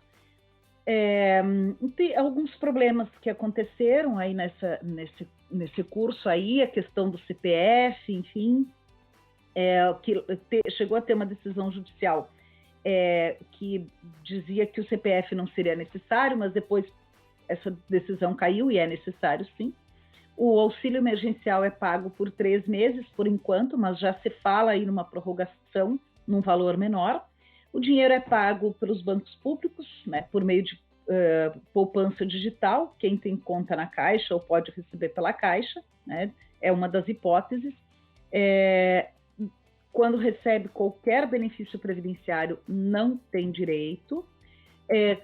Como é que você verificou as informações? Primeiro, aquelas informações que já existiam no CAD único já estavam lá cadastradas, e as demais por autodeclaração. E aí eu falo dessa questão do cruzamento, que é aquela coisa que muita gente se habilitou, que não tinha direito. Vamos citar 2 exemplos.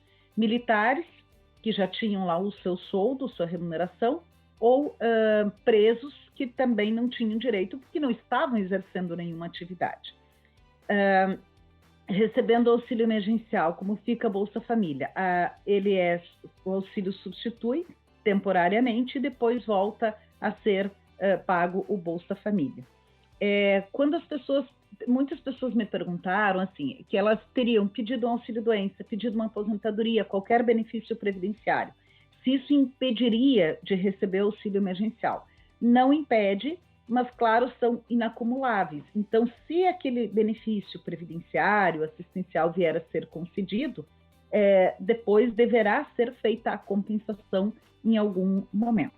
Professora Juliana, eu não sei quanto tempo eu ainda tenho, né? Eu só queria ainda finalizar aqui a parte do... Fica à vontade, professora, fica à vontade. Tá, mais uns 5, 7 minutinhos.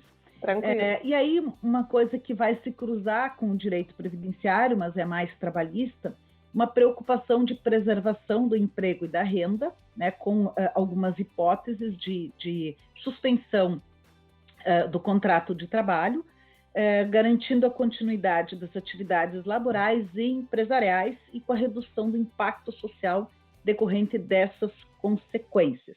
Então, nós temos redução da jornada ou suspensão temporária do contrato de trabalho. A redução da jornada salarial proporcional à redução da jornada pelo prazo de 90 dias ou a suspensão do contrato pelo prazo de 60 dias. O trabalhador deve informar corretamente o empregador em qual conta deseja receber esse benefício emergencial e, se a conta não for informada ou tiver erros, o valor será pago em conta digital aberta em seu nome no Banco do Brasil ou na Caixa. Uma coisa que a gente percebeu aí nessa fase é que houve parece que aqueles problemas burocráticos de sistema para receber, para pagar, tudo foi rapidamente resolvido, né? Surpreendentemente. Então, talvez em outros tempos levaria 1 ano até que se ajustasse o sistema, e agora não, parece que encontraram solução para isso mais rapidamente. Isso mostra que quando há boa vontade, há necessidade, parece que as coisas funcionam melhor. Então, para empresas com receita bruta de até 4,8 milhões, o trabalhador recebe 100% da parcela. A suspensão do contrato tem prazo de 60 dias. Caso o trabalhador tenha direito a plano de saúde e vale refeição, alimentação, esses benefícios devem ser mantidos. Empresas com receita bruta maior que 4,8 milhões, o trabalhador recebe 70% da parcela e mais 30% do salário. Então, a empresa continuaria pagando parte do salário. O cálculo do valor do benefício utiliza como referência o valor a que o trabalhador tem direito no seguro-desemprego e é diferente para as 2 modalidades de proteção. Aqui até eu fiz uma tabelinha, depois eu posso deixar esse material à disposição para ver como seria.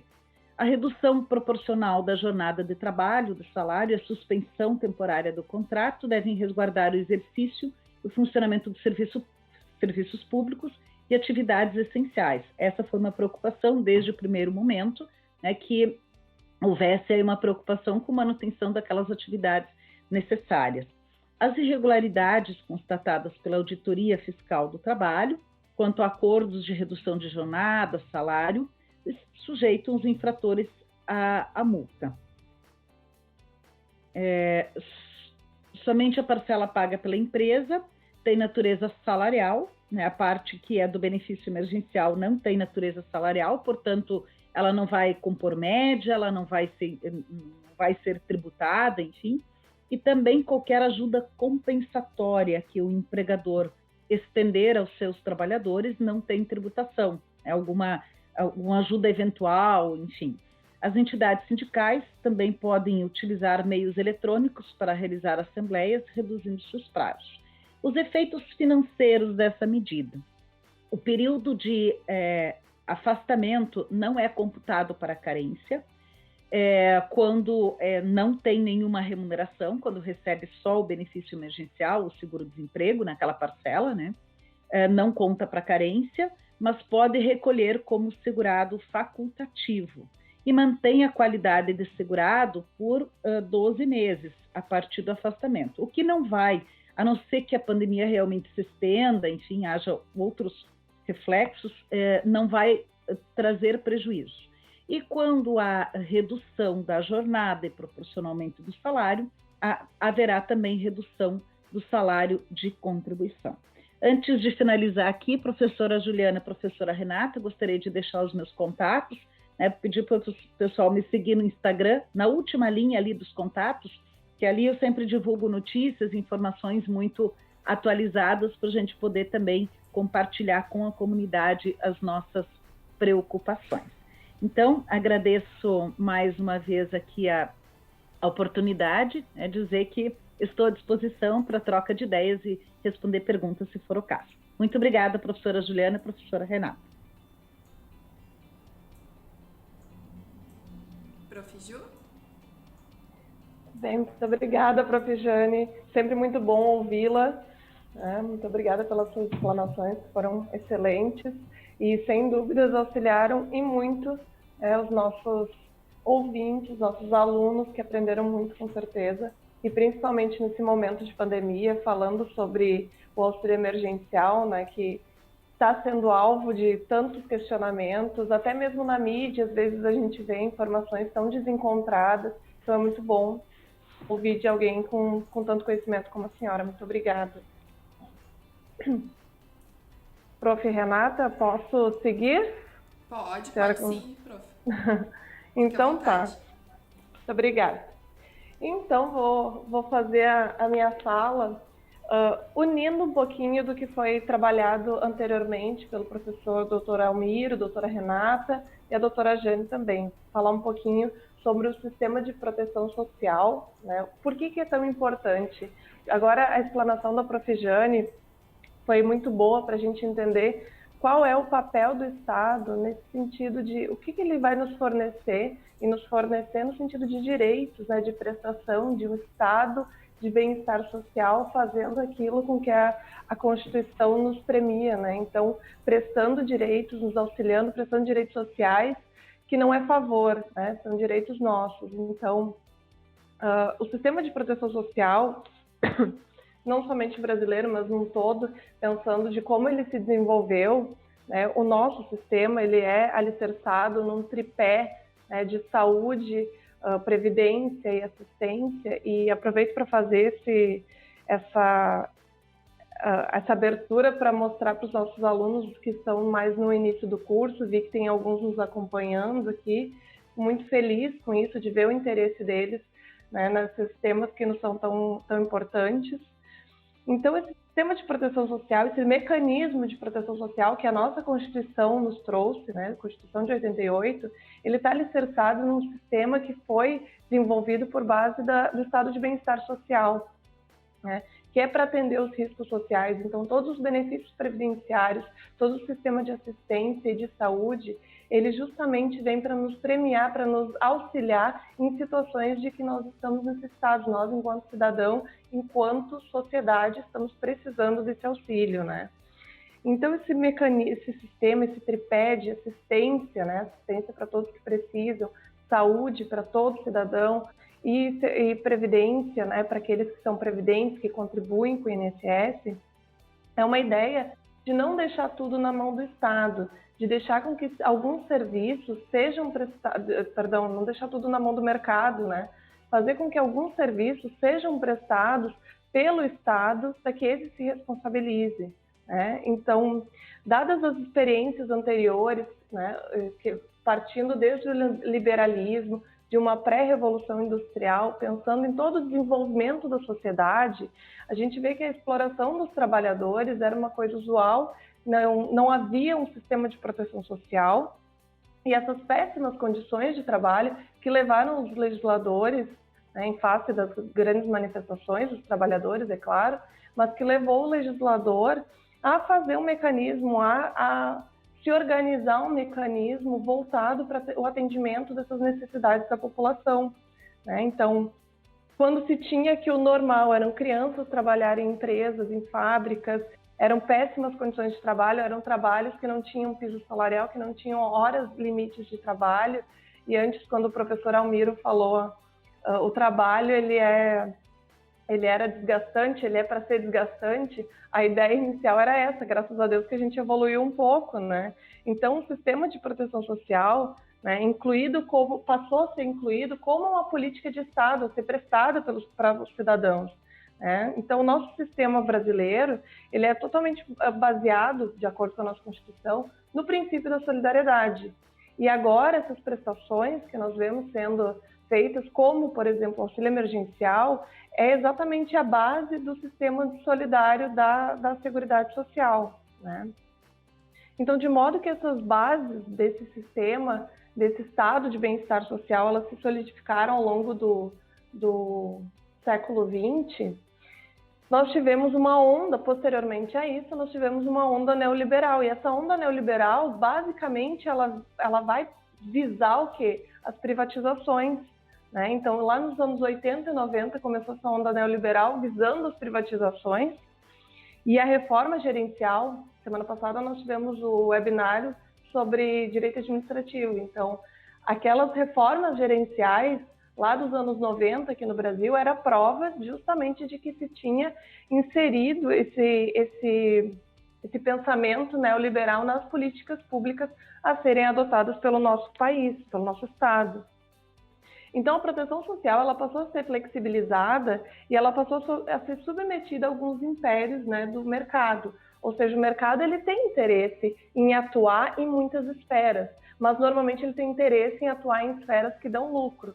Então, quando a professora Jane falou antes, então a reforma da Previdência, né, os imperativos do mercado, deixando as vontades do mercado, e o mercado estava em furor para saber qual seria a reforma da Previdência, e depois não deu a menor bola para aquilo que foi alvo da reforma e somente o cidadão perdeu direitos, né? Então, esse imperativo do mercado, ele sempre quer aquilo que vai dar lucro para ele, né? E a proteção social, ela vai dar lucro, né? Você tem um trabalhador protegido, você tem um trabalhador que vai estar contribuindo, você tem um empregador que vai estar contribuindo para o sistema de previdência, né? Então, a gente tem um estado de bem-estar social se colocando versus um neoliberalismo, né? O neoliberalismo vai basicamente visar um Estado menor e vai almejar as privatizações, né? Então, com essa onda privatizante ali dos anos 80 e 90, houveram diversos impactos nas nossas políticas sociais. Na América Latina, em específico, virou o canteiro de obras dessas políticas neoliberais. Nós temos o Chile e a Argentina, que são as grandes provas do que virou, né, do que se pretendia fazer com os sistemas de proteção social na América Latina, que foi a demonstração de que não dariam certo, né? Então, que se tinha concretizado essa ideia, né, de trazer um sistema neoliberal para a América Latina, que nós nem sequer havíamos concretizado um estado de bem-estar social, como outros países haviam já colocado o seu sistema de proteção social bem alicerçado. Nós nem havíamos ainda feito isso e já veio essa onda neoliberal de privatizações e trazendo impactos diretamente nas arrecadações. Agora, quando a prof. Jane falava sobre a reforma da Previdência, né, os impactos na arrecadação, de fato, esses impactos foram muito grandes, né, nos impactos da arrecadação da Previdência, dada a reforma trabalhista anterior, com certeza, e principalmente pela questão da pejotização e da uberização, né? No direito administrativo trabalha-se a pejotização. Os trabalhadores que antes eram trabalhadores de carteira assinada, eles viraram PJ, eles passaram a ser pessoa jurídica, ou a uberização, né? Tem alguns autores que trabalham com a ideia da uberização. Então, agora eu vou ser meu patrão, eu que vou me mandar, eu não vou ter hora, né? E o fato dessa uberização e dessa pejotização, que não tem mais o vínculo trabalhista, então, obrigatoriamente, essa pessoa não vai mais contribuir da forma que ela contribuía antes, isso vem por impactar de uma forma muito severa na arrecadação da Previdência, né? Aqueles que antes eram trabalhadores e contribuintes obrigatórios, né, que geraria muito mais arrecadação para a Previdência, agora eles contribuem como MEI, que é uma contribuição muito inferior, ou sequer contribuem, né, vão para a informalidade mesmo. Então, perde um pouco do direito previdenciário, né, perde a arrecadação previdenciária, né, e principalmente essas pessoas vão estar à mercê dos riscos sociais. Então, elas não têm mais a proteção social que elas tinham antes, né, e isso é muito ruim para o trabalhador. Então, a onda neoliberal ela afetou, né, duramente a esfera previdenciária nas arrecadações, mas também a esfera trabalhista, né, como a professora Renata e o professor Almiro comentavam antes. Inclusive, a reforma trabalhista ela incluiu a figura bizarra, digamos assim, não sei se a professora Renata concorda comigo, mas a figura bizarra do autônomo exclusivo, né, em 2017. Né, prof. Renata? Sim, foi uma que foi isso, não é? O que foi isso? Foi uma forma de maquiar a figura do empregado como um prestador de serviço. Então, você não arrecada mais, você não recolhe mais para a Previdência, você está maquiando toda aquela figura do trabalhador, que efetivamente ele é um trabalhador, mas aí você transforma ele como se fosse um prestador de serviço num autônomo exclusivo. Sim, né? Ninguém entendeu. Na verdade, a gente entendeu, né? O objetivo era reduzir o encargo trabalhista. Entender, a gente entendeu, mas que não foi certo. Né? Ou também, com a reforma trabalhista, aquela lei do salão parceiro, né, prof. Renata? Sim. Daí você não precisa ter vínculo trabalhista, então, com o cabeleireiro, com a manicure. Me corrija se eu estiver errada, prof. Sim, Renata. certo, prof. Mas daí você deixa ele lá como autônomo e reduz o encargo trabalhista de novo. Né? Então, isso faz com que o trabalhador ele vá para a informalidade ou ele vá contribuir muito menos com a previdência social. Né? E isso afetou diretamente o critério de arrecadação. Né? E a reforma da Previdência ela veio sob a justificativa, como muito bem elucidou antes a prof. Jane, veio sobre a justificativa de atenuar as falhas das arrecadações, né, da Seguridade.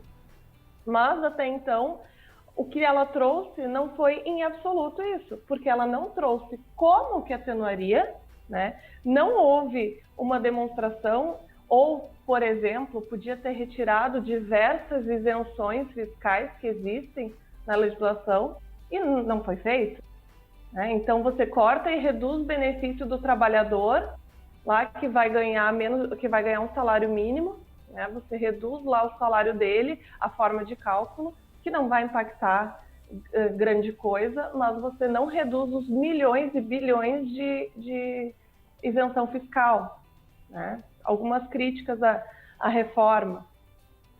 E com a pandemia, o que me parece que ficou muito evidente é efetivamente essa necessidade de um sistema de proteção social forte, né? Um sistema que vá englobar a questão da saúde, da assistência, da previdência, nosso sistema de seguridade, que ele tenha que ser uma saúde pública forte, porque afinal de contas, quando começou a pandemia, vocês devem ter acompanhado, né, as notícias de que os hospitais privados fecharam as portas, não iam atender, e outros, né, já logo emitiram avisos.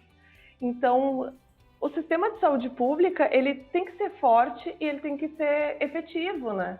Então, o SUS foi a tábua de salvação durante essa pandemia, né? Me parece que ficou isso muito claro. E aí nós encontramos diversos percalços, né, no sistema também de seguridade como um todo, né, como a Prof. Jane falou, a questão dos processos virtualizados, que o cidadão comum ele não tem acesso, ele não tem a facilidade de chegar nesses processos virtualizados, ele não tem a facilidade dos meios de comunicação, seja internet, telefone, ele não entende, né, o que está sendo pedido para ele, que documento é esse, fala em justificativa administrativa para o cidadão, ele não vai saber o que é, ele não está compreendendo. Então, essa virtualização dificultou muito para o cidadão, né?